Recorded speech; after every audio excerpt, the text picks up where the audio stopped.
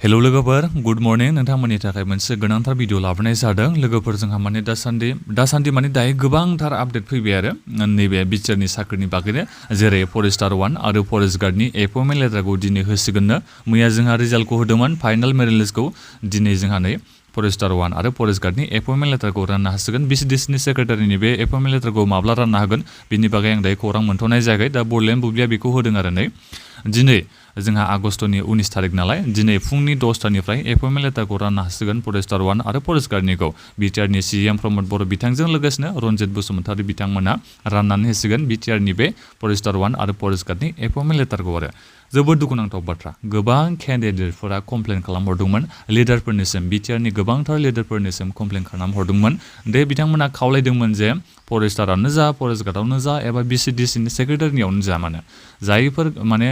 केन्डिडेटफोरा बेसेबां मार्क मोननो हादों रिटेन एग्जामावनो जा अरेलावनो जा बबे केन्डिडेटआ बेसेबां मार्क मोननानै रिटेन एग्जामाव पास जानो हाखो बिनिफ्राय भाइभा एबा अरेल इन्टारभिउआव सोर केन्डिडेटआ बेसेबां मार्क मोननानै क्वालिफाइ जानो हाखो दा बेखौ गासिबो केन्डिडेटफ्रानो मोननो लुबैदोंमोन आरो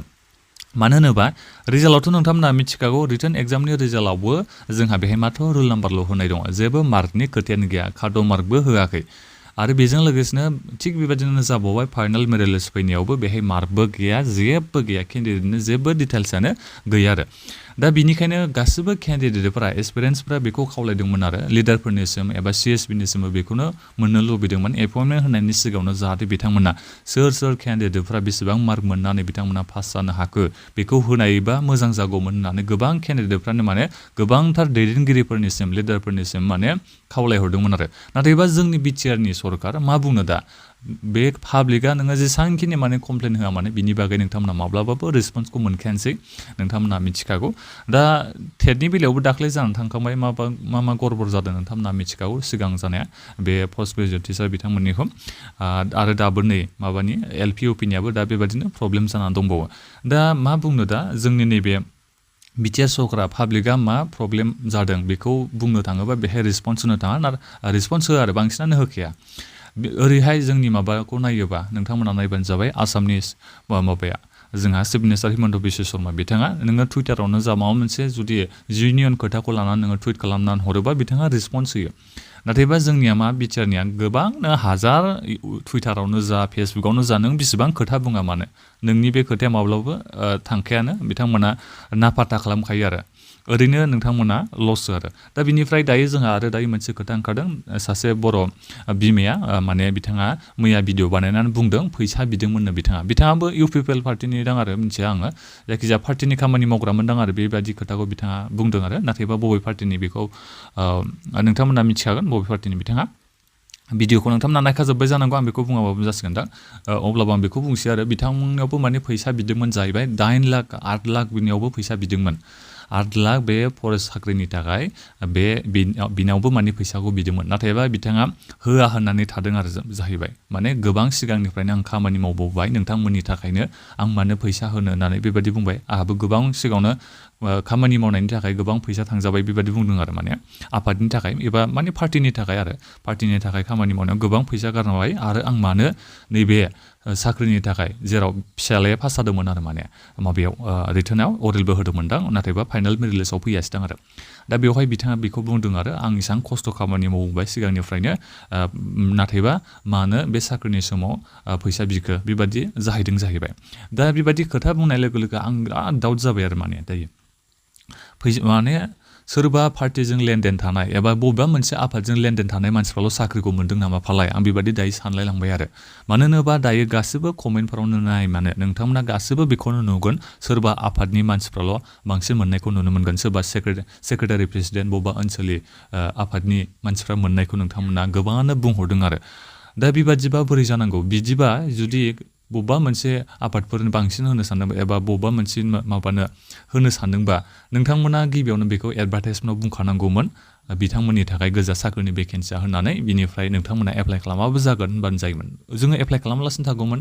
दायो नै एप्लाइनिफ्राय लानानै फैसा बिनिफ्राय थांबाय रिटेन एग्जामाव हैनो बिहायबो फैसा बिनिफ्राय थांबाय इन्टारभिउआव बेहायबो फैसा दा फैसा ओरैनो लस खालामजोबबोबाय आरो बेहायथ' ओरैनो मेरिट बेसाव सेलेक्ट खालामनाय जाखायाखै होननानै आं थोंजोङै बेखौ बुंगोन मानो होनोबा गासिबो मानसिफ्रा मिथियो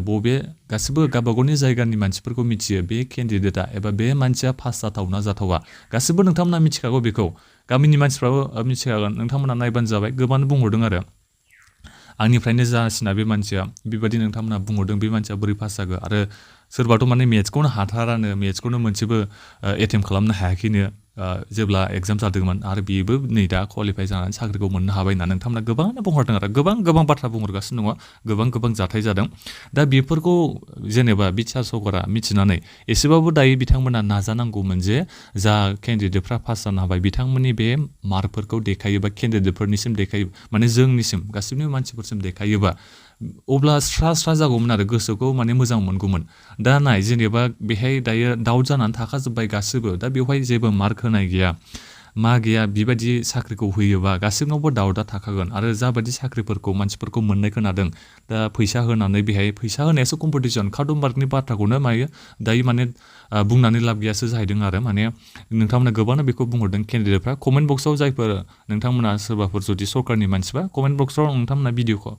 बे भिडिअनि कमेन्ट बक्सफ्रावनो नोंथांमोना नायहैबानो जाबाय आरो मैयाबो आं भिडिअ खालामदोंमोन नोंथांमोना नायहैबानो जाबाय अब्ला नोंथांमोना नुनो मोनगोन गासिबो केन्डिडेटआनो बेखौ बुंहरदों फैसा होनायावसो कम्पिटिसन जालायदों होननानै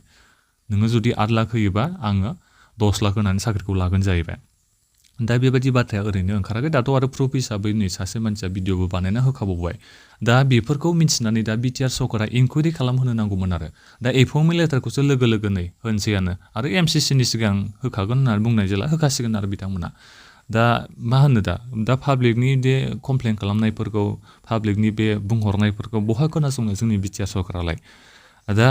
जेनुइन केन्डिडेटफोर जायफोर केन्डिडेट मोनदों जेनुइन केन्डिडेटफ्राबो मोनदों नाथायबा जोबोद खम होननानै आं बेखौ बुंनो थाङो 50%आ जेनुइन जानो हागौ नाथायबा 50%आ हले बेहाय माबा मोनसे गथालाखौ आं नुहुरो आरो दा बिनिखायनो आङो माने मा बुंनो सानबाय आरो दा बिटिआर सरकारा बेखौ इनकुवारि खालामहोनो नांगौमोन आरो सोर पास जादों बिसोरनि वेमार्कखौ हायोबा देखायना होलाय सिएसबिआ दङबा आंथ' बेखौथ' बुंहरखायो रिटन एग्जामाव गासै 1335 केन्डिडेटफ्रा पास जादों नालाय बिथांमोननि गासिबो वेमार्कखौ हायोबा गावसिनि सिएसबिनि अफिसियेल वेबसाइटआव बिथांमोना आपल'ड खालामना होलाय बिनिफ्राय इन्टारभिउआव बेसेबां मार्क मोनदों बिथांमोननिखौ बेहाय होलाय हायोबा बिथांमोना दङबा दा बेखौ बिथांमोना होनो हानाय नङा मानो होनोबा सिङाव गथायलाय जाखादों नालाय बेखौथ' गोजाननि बाथ्राखा वेमार्कखौ होनो हागोना जोबोद बेयो गोजाननि बाथ्राखा मानो होनोबा कार्ड अफ मार्कखौनो बिथांमोना होआखै आरो जायफोर सेलेक्ट जानाय बे मार्कखौनो होआखैबा वेमार्कनि खोथाखौथ' सिङाव दोनबावदो वेमार्कनि मार्क जेनेबा जाय केन्डिडेटफ्रा जेनेबा हमना ला जोबोद मोजां फरायनाय बिथांमोनानो मोननो हायाखैनो जोबोद दुखुनांथाव बाथ्रा आरो मोजां मार्क मोननायानो मोननो हायाखै जाहैबाय जोबोद दुखुनांथाव बाथ्रा गोबां केन्डिडेटफ्रा इसेबां हर सान नाजानानै खस्थ' खालामनानै साख्रिनि थाखाय मोनगोनदां खोमा साननानै एप्लाइ खालामबाय होबाय फाइनाल मेरिटआवसो नै फैयासै जोबोद दुखुनांथाव बाथ्रा आरो दा मा होननो नोंथांमोना जायखिजाया कमेन्ट खालामनानै बुंहरबानो जाबाय आरो आंथ' एबाराव होदोंमोन सिगाङावथ' न'खरनि गासिबो मानसिफ्रा मोनसे पार्टिनोनो जयैनो भटफोरखौ होजोबदोंमोन नाथायबा बे बाराव हले भट होनांगौआ एसे साननो गोनां बाथ्रा जासिगोन परिबर्तन जागोन बेबायदि जागोन होननानै जों गासिबो सानदोंमोन जेनेबा कारापसन गैया होननानै बेबायदि बुंलायनायखाय प्रमद बर' बिथाङाबो बेबायदिनो एसेबां बुंबाय नालाय जेबो कारापसन जानाय नङा लोगो इन्टारभिउ जागोन लोगो साख्रि होगोन गासिबो गरम जाजोब्बाय आरो बेल' नङा बुंनांगौबाथ' गोबां बाथ्रा दङ जेब्ला इलेक्सननि सिगां जादोंमोन बे समावबो गासिबो डकुमेन्टस लांजोब्बाय माबा इडुकेसन क्वालिफिकेसन गासिबो माबा लांजोब्बाय साख्रि मोनगोन माबा मोनगोन होननानै दा बेफोर बाथ्राखौ बुङोबा लाजिनांगोन आरो माखासे मानसिफ्रा गोबां बेखौ बुंगोन नों बबेबा मोनसे पार्टिनि होननानै नोंथांमोना मिथिगोन सोंनानै नायजोबबानो जाबाय बबे पार्टिनि मानसि सोरनो भट होनायमोन बेखौ नोंथांमोना मिथिगोन नाथायबा केन्डिडेटफोरनि जानानै जुदि माबा मोनसे खोथा बुंनायाव सोरबा माबा मोनसे खिथु जोङोबा दा बेखौ मा बुंनो हानो दा जेबो बाथ्रा नङा बियो जेनेबा नोंथांमोना मा सानलायबाय थाबानो जाबाय नाथायबा आङो रावनिबो बबेबा मोनसे पार्टिनि मेम्बारबो नङा जेबो नङा नाथायबा भट होदों आङो बे प्रमद बर'नि सरकारनो आं भट होदों आं बेखौ बुंहरखायो थांनाय जा इलेक्सन जानानै थांनाय आं बेहाय प्रमद बर'नि सरकारनि थाखायनो आं भटखौ होनायमोन नाथायबा बे बाराव हले भट होनो थाखाय साननो गोनां बाथ्रा जासिगोन दा बेनिखायनो आंबो नोंथांमोननिसिम खावलायो आरो गासिबो सानलाय एबाराव जाथामला भटखौ होनो नाङा होननानै माबा मोनसे खोथा बुंबानदि बे खोथाया मोगथाव जागोन होननानै दा सानखा बिटिआरआव हले बे मालाबाबो जाया बेखौ सानना लाबानो जाबाय नोंथांमोना दा बिनिखायनो सानै हयै एबाराव भटफोरखौबो नोंथांमोना होलायबानो जाबाय ओरैनो बुंबाल' परिबर्तन बेबादि जाया खामानि एबा एक्सनाबो जानो नांगौ अब्लासो जों बेखौ फोथायो दा बिनिखायनो आं खावलायनाय थाबाय जायफोर केन्डिडेटफोरा माने जायफोर एसपिरेन्ट्सफ्रा नोंथांमोना बुंदों जेनेबा कर्टआव थांगोन होननानै कर्टआव थांबाबो लोगो लोगो नोंथांमोना एक्सनखौ मोनाबो जानो हागौ दा मा बुङो दाहाय नोंथांमोना कर्टआव थांगोन होनना बुंदों गुवाहाटि हाइकर्टआव बिनिफ्राय बेजों लोगोसेनो प्रटेस्ट खालामगोनबो होनना नोंथांमोना गोबांनो बुंहरदों प्रटेस्टखौ नोंथांमोना खालामनो थाखाय मोन्थाय दङ नोंथांमोना खालामबानो जाबाय CSP अफिसावनो जा माने सेक्रेटारि अफिसावनो जा नोंथांमोना थांनानै माबानो हागोन आरो नोंथांमोना प्रटेस्टखौ खालामजोबनो हागोन जेरावखि जाया मानो आरो बेजों लोगोसेनो नोंथांमोना ससियेल मिडियाफोरखौबो इउज खालामबानो जाबाय निउस मिडियाफोरखौबो नोंथांमोना एसे खावलायबानो जाबाय जाहाथे बिथांमोनाबो नोंथांमोननि खोथाखौ खोनायो आरो माखासे निउस चेनेलफोरा खालि जायफोर एपइन्टमेन्ट मोनदों बिथांमोननिसिमल' निउसखौ लादों नाथायबा जायफोर केन्डिडेटफोरनि कनसार्नफोर बिथांमोननिसिम मानो इन्टारभिउ लाहैयाखै बिथांमोना बेबो मोनसे साननो गोनां बाथ्रा आरो दा बेनिखायनो आं खावलायनाय बर'फोरनि माखासे निउस मिडियाफोरखौ नोंथांमोना जायफोर साफा सानै मानसिफोरखौ नोंथांमोना इन्टारभिउ लाबाय बे जोबोद मोजां जादों इन्टारभिउ लाबाय नाथायबा जायफोर केन्डिडेटफोरनि कनसार्न जायफोर माने केन्डिडेटफोरा माखासे प्रब्लेम जादों नालाय दा बे केन्डिडेटफोरनि बे प्रब्लेमफोरखौबो कनसार्नफोरखौबो नोंथांमोना मिथिनो नाजानो थाखाय निउसखौ बानायनो हाया नामा आं बेखौ खावलायनाय आरो निउसखौ नोंथांमोना अननानै बानायबानो जाबाय जाहाथे जायफोर केन्डिडेटफोरना एसे माने दायो माबा जाना दङ बे डाउट जाना दङ दा बिथांमोनाबो जाहाथे क्लियारिफिकेसन मोननो हायो बिटिआर सरकारनिफ्राय नोंथांमोननि थ्रुयै नोंथांमोननि मिडियानि जोहै दा बेखौ आं खावलायनाय थादों गासैबो निउस मिडिया बिथांमोननिसिम दा बाथ्राया बुङोबा लावलांबाय थायो दा आरो नोंथांमोना सानलायगोन आं मोनैखाय बेबायदि बुंदों होननानै आं सिगांनिफ्रायनो बुंहरबाय थाखादों नोंथांमोना आंनि भिडिअखौ नायबानो जाबाय ट्रेन्सपारेन्सिनि आं खोथाखौ सिगांनिफ्रायनो बुंहरबाय थादों नोंथांमोना नायबानो मिथिखागोन दा बेवहाय आं मोननांगौमोन बेबादि नङा आं होदोंमोन आंथ' बुंहरखादों नोंथांमोननिसिम आं मोननैखौबो होदोंमोन एग्जामाथ' मोजाङानो जाखादोंमोन नो डाउट नाथायबा फाइनाल मेरिट लिस्टआव फैनायासै आरो बेनो बाथ्राया दा बेखिनियानो बे भिडिअखौ शेयार खालामबानो जाबाय गोबां बाथ्रा बुंनांगौ दङमोन अखा नै एसे थाइफ्रिहांबाय दा बेनिखायनो आङो बे भिडिअखौ एसेयावनो फोजोबनाय जाबाय आं एसे उनाव आरोबाव नोंथांमोननिसिम भिडिअ लाबाय थागोन आरो माबा मोनसे नोंथांमोना दायो थांखि लानो सानदोंबा गोख्रैनो बे खामानिफोरखौ मावबानो जाबाय नङाबा जोङो जेबो खामानि मावनो हानाय नङा एपइन्टमेन्ट लेटार होखांजोबनायनि उनाव अब्लाबो कर्टफोराव नोंथांमोना खामानिखौ मावनो हायो जेबो नङा एपइन्टमेन्ट लेटार होबाबो दा बेखिनियानोमोन गोजोन्थों